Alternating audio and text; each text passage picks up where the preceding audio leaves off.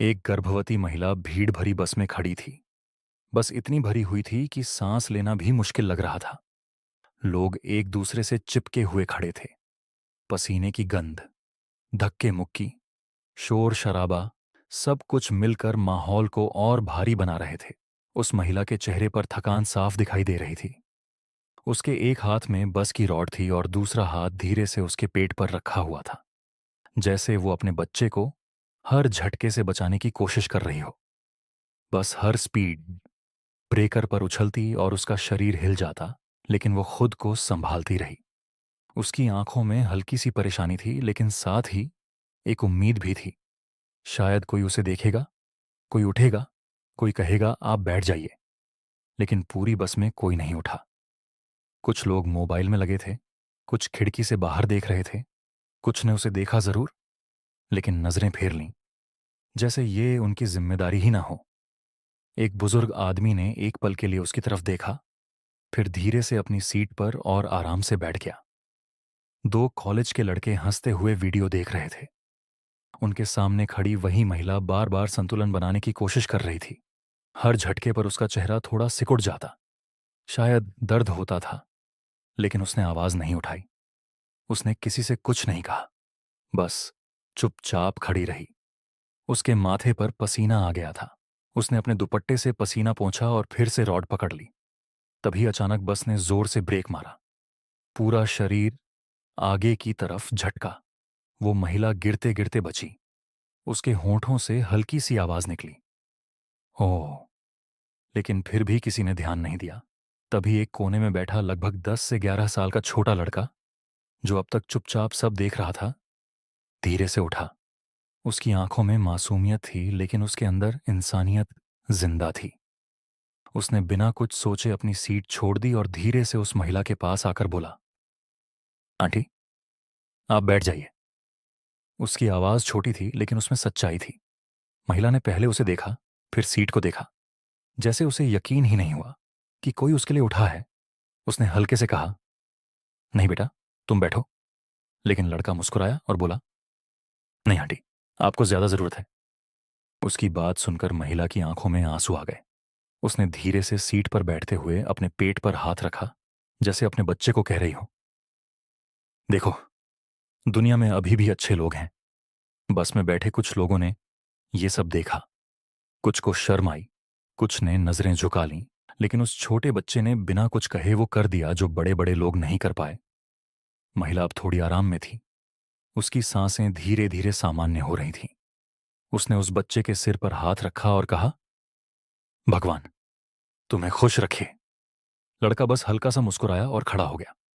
बस फिर से चल पड़ी। लेकिन इस बार माहौल थोड़ा बदल चुका था।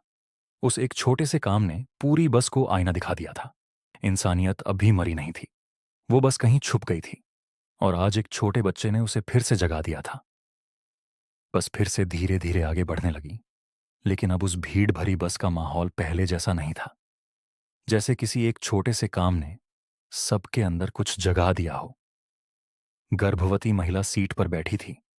उसका हाथ अब भी उसके पेट पर था, लेकिन इस बार उसके चेहरे पर दर्द से ज्यादा सुकून था। वो बार बार उस छोटे लड़के को देख रही थी, जो अब खुद भीड़ में खड़ा था और हर झटके पर खुद को संभाल रहा था। महिला के दिल में उसके लिए एक अलग ही जगह बन गई थी।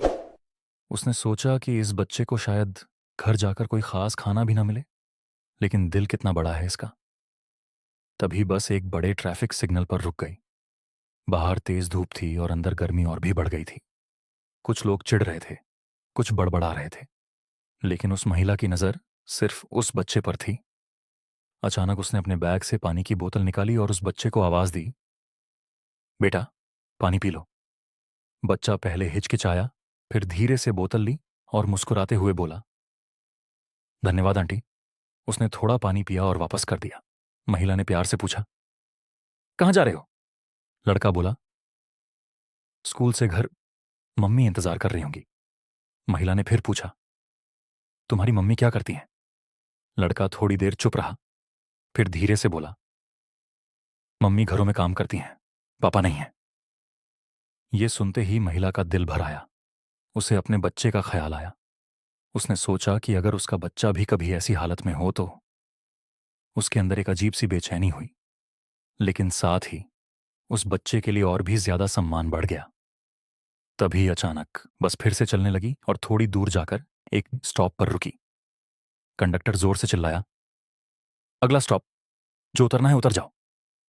वो छोटा लड़का धीरे धीरे भीड़ को चीरते हुए दरवाजे की तरफ बढ़ने लगा। महिला ने जल्दी से उसे पुकारा, बेटा सुनो। बच्चा पलटा। महिला ने अपने पर्स से कुछ पैसे निकालकर उसकी तरफ बढ़ाए और बोली, ये रख लो, कुछ खा लेना।